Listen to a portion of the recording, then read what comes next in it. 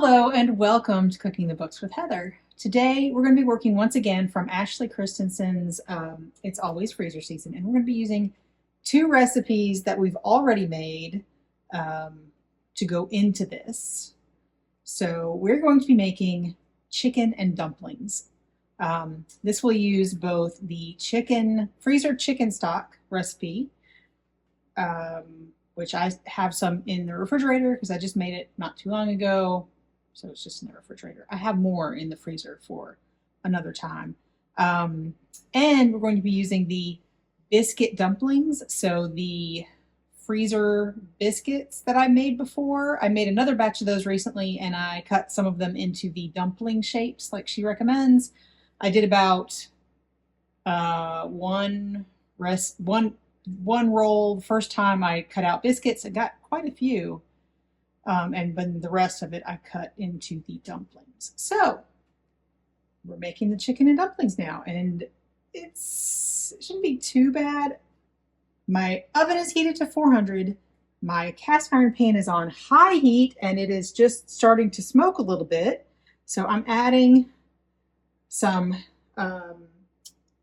mine is grapeseed oil, neutral vegetable oil, and we're going to put these chicken breasts. They are bone-in, skin-on chicken breasts. And while this is the number she calls for, it is about almost twice as much by weight as she calls for. So it's going to be a lot of chicken. We'll see. These are the only ones I could get, just the breast. So we're putting these in skin side down and letting them go for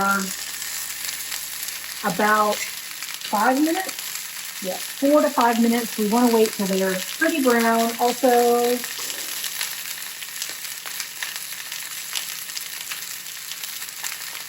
we're turning the heat down to medium high. So we're not going to keep it on that really high heat the whole time.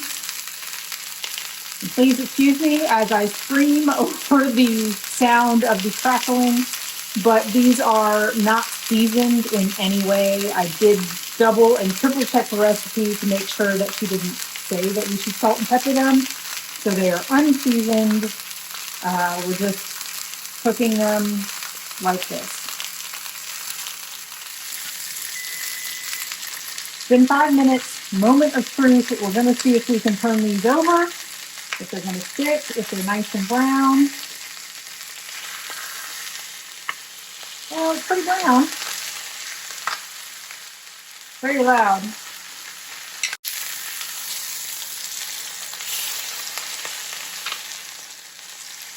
All right, there we go. Not bad. And this one. Okay, that's good.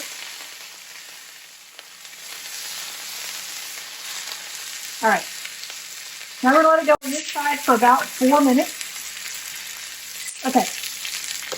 It smells like it's burning. I'm not going to touch it. It doesn't really matter at this point. It's going into the oven, 400 degrees for, I think she says 4 to 5 minutes. We're definitely going to go on the 5 minutes.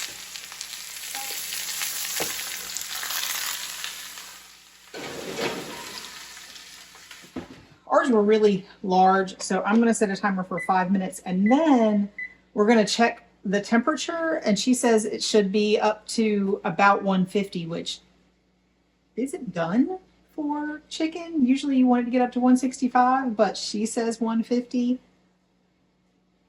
And then later we're supposed to shred it. I don't know. I'm going to check it in about 5 minutes. So until then, I'm going to clean up all these splatters. So it's been a little over 5 minutes because we had a problem with the timer, but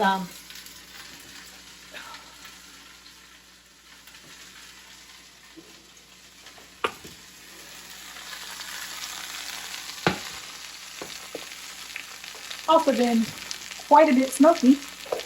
But I'm just going to check in the thickest part of the breast, but not touching the bone where we are.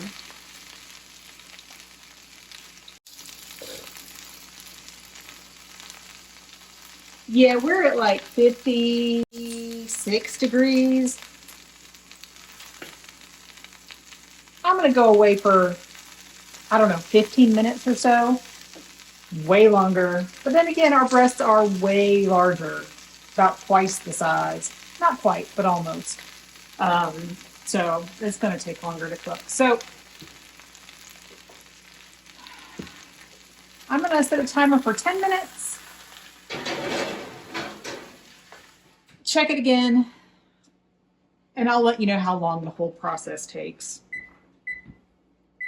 when that's done.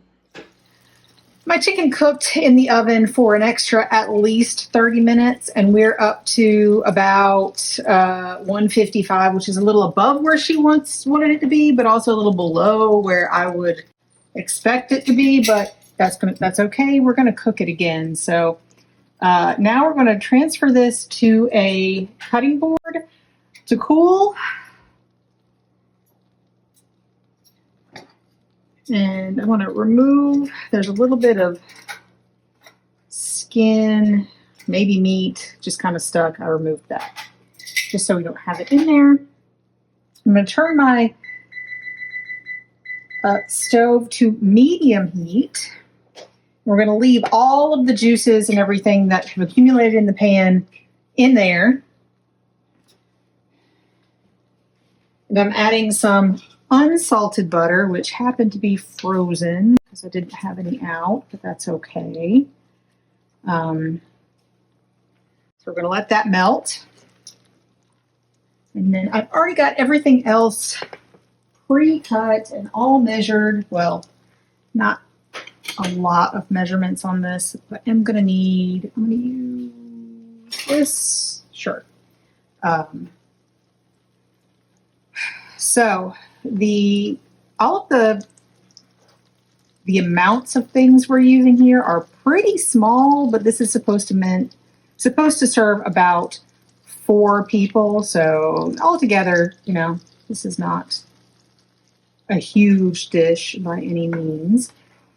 So what I'm going to be putting in here now, my butter's almost melted. I have a little bit of yellow onion that I chopped, diced pretty small, but not finely, but not large, if that makes sense. And then we have some celery and some carrot, which is also kind of small. And we're going to let this cook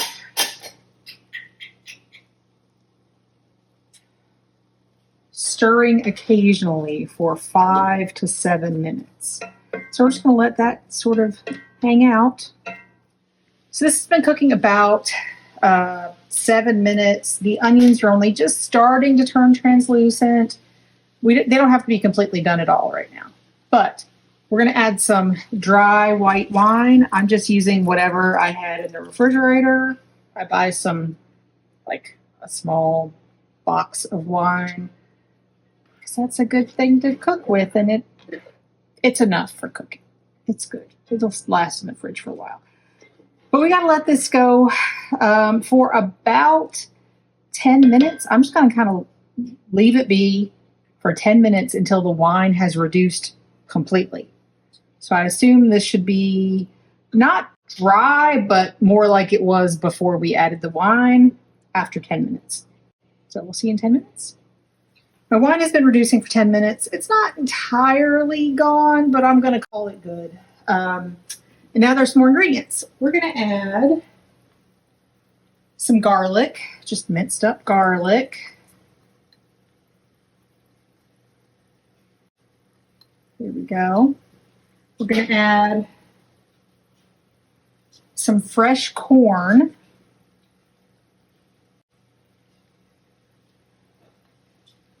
There we go. And just cut off of one, it was basically one cob of corn, depending on how big they are, but it was just cut off the cob. And then we have some waxy potatoes that are cut into approximately 1-inch pieces. I'm using Yukon Gold. You could use red skin potatoes. You don't want something like a russet that will get kind of mushy. Waxy will stay more together. So I just need to drain this. It's just been sitting in water to keep it from getting brown. So there we go. That goes in.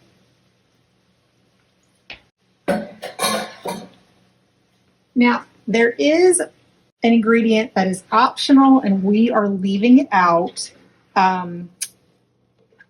She calls for gochujang, which is a Korean sort of spicy sauce. Not a lot of it, but enough that I am concerned my children won't eat this if they think it's too spicy. So mix that all up, and then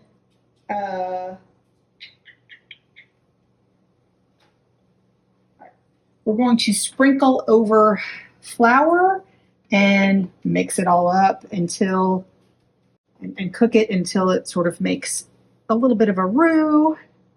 I think she says until it starts smelling toasty. So this might be a little bit.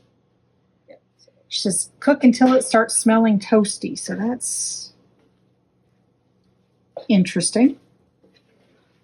We want to brown that flour a little bit, I guess. All right, so we're going to just let that cook for a little bit. I don't smell anything yet besides the lovely garlic and vegetables. All right, I think I'm smelling a little bit of toasty now, so it's time to add our chicken stock. So I made the freezer chicken stock, which will be linked below and whenever I can up there. I'm kind of surprised that it is not gelatiny at refrigerator temperature. So that's a little weird. Usually it is when I do it. I don't know if it's, there's a little bit of gelatin in there, but it's not super gelatinized, gelatinous. But there we go. When I made it, I pre-measured it for this recipe since I knew that's what we were going to be using it for. And just left that in the refrigerator until we were ready for it. But I've got more in cubes in the freezer. Increase the heat to bring it to a boil. She says high, higher than medium high is where I went. So we're going to bring it to a boil and then turn it down to a simmer. So a simmer is our goal, but we want to bring it up to a boil first. I'm also going to try to get all of this juice from the cutting board into there, just so I don't spill it all over everything, even though there's a lot on my countertop too. Great. Anyway, in a little bit, we're going to have to deal with this, but I need to clean up my counter. So we're pretty much at a boil. Now I need to reduce the heat to kind of keep it at a simmer. I'm going to go with like a 4, maybe go down to a 3 on my stove, somewhere below medium usually. And we're going to simmer this for 10 minutes, which will turn it into the consistency of gravy. Keep our fingers crossed. That is the plan. So we'll see you in back in about 10 minutes. My gravy has been cooking for about 10 minutes. It's not super thick. It has thickened up some, but we will be cooking this more, so I'm okay. We do need to taste this and add salt and pepper at this point. And it needs a lot of salt.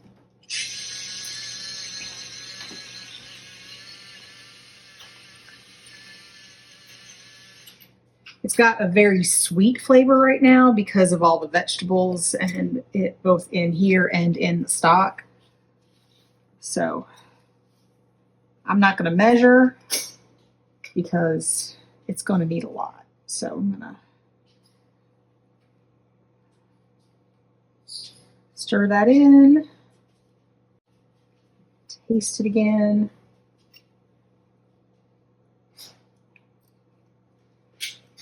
Better, still need salt because There is no salt on the chicken either, and we haven't added that yet.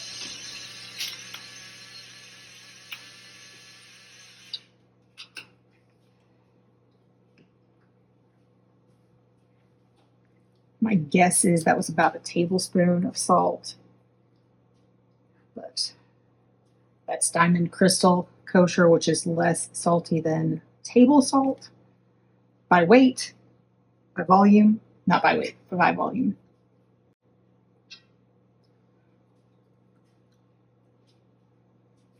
We're going to stay with that for now. And we're going to turn up the heat just a little bit to get it, make sure it simmers while we add our dumplings. These are from frozen. I made these, it was a second batch of the biscuits that I made, and cut them kind of like a gnocchi size. And I'm just going to count them out as I toss them in because that's how they are listed in here. That's how many she says to put in. Now, we're going to cook these. I'm going to make sure it simmers, so I'll probably have to turn it back down in just a little bit after everything sort of comes back up to temperature after adding all those frozen dumplings. But she says from frozen 15 minutes. And while these cook, now that the chicken is cool, we're supposed to basically take off all of the skin and the bones and pull it. I'm not sure it will pull, given the temperature that we cooked it to, but I will do my best. I've got a plate to put all the stuff I don't want on, and I'm going to use my fingers because that's the easiest thing to use in my experience. I'm going to just make a pile. Yeah, it's definitely not quite as done as I would want it if I weren't going to cook it again. If it weren't going to go into something like this, I would definitely want it to be closer to 165 rather than 155. Taking it out at about 160 would be what I would suggest if you were cooking it to eat just like that. Also, you would need to season it. But anyway, I'm going to keep pulling this and keep an eye on my chicken and dumplings over here, my gravy, to make sure it doesn't boil too much. But we'll see you back in about 15 minutes. So this has been cooking for 15 minutes and it's gotten a lot thicker. Some of the dumplings kind of fell apart a little bit when I stirred it near the beginning, so you might want to be real careful if that matters to you. Got all my chicken here. It's a lot of chicken. I'm going to add as much as I feel comfortable adding here. I don't want it to be super dry because the chicken took up all of the gravy, but I definitely am going to use at least half of it. To get that incorporated. It was not super hard to pull with my hands, so that's, that's good. I think that might be enough chicken for this. I don't mind having a very protein heavy dish. That's fine with me, but I don't want it to be less gravy like. So now all we have to do is let this heat up, let the chicken sort of come back up to temperature, just make sure it's heated through, and then we'll serve it. So we'll let you know what we think in just a minute.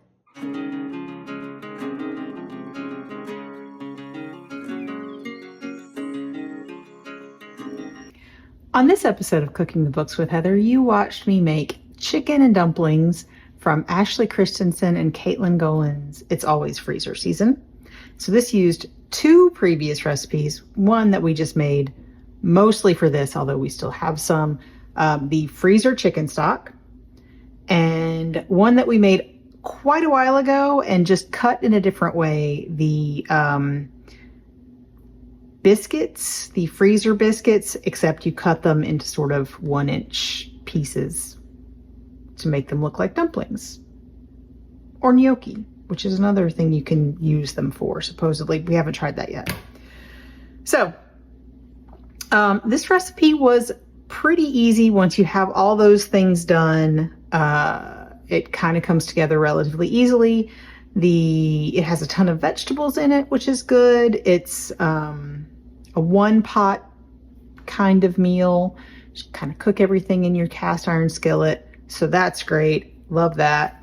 And it is not one of those meals that you're going to have a lot of leftovers. It says it serves 4, and that's about right for this recipe. So it's not one of those ones that just makes a lot. So keep that in mind, depending on how many people you're cooking for. But yeah, it was pretty easy. You could definitely just use a rotisserie chicken instead of, cooking the chicken separately and cutting it up. I think it's been a while since we actually made this, so it took a little bit of time to film this part. I seem to recall that my chicken took extra time to cook because it was kind of large compared to probably hers, because she asks for like about 2 whole breasts, and my 2 whole breasts, I believe, were like maybe almost double the weight that she calls for. So yeah, it's not unusual, not unexpected that it would take longer to cook. But other than that, all of the cooking times were pretty good. Don't worry if at the beginning, before you put your dumplings in, you feel like it's too loose, it's not thick enough. Those dumplings and the cooking that you do with the dumplings in there, that it absorbs a lot of the juice and makes it a lot thicker. So it ended up being good. I kind of prefer my gravy and stuff like this on the thick side anyway, so it was perfect for us. And is a little bit difficult to stir without breaking those dumplings up. So you really have to you don't want to stir too much at that point. And when you do, you want to be very careful. But that's about it. And if you don't mind that they get a little broken up, it's okay. Doesn't matter then. So yeah, we enjoyed the recipe. It tasted really good. I would definitely make something like this again. I would probably use it as a sort of a blueprint rather than a recipe, where I would use pre-cooked chicken, put whatever vegetables I happen to have on hand in, and then of course use the chicken stock that we made, or any chicken stock that I happen to have on hand. Yeah, I would certainly do this again. If you haven't made the biscuits and you have biscuits in the freezer or whatever, you can just cut those up. You don't have to make that recipe. But so it's definitely a great sort of comfort food that you can do on a weeknight in one pot. So if you already have those other things already done. So if you enjoyed watching me make this, please give me a thumbs up, hit the subscribe button, and come back and watch me make something else next week.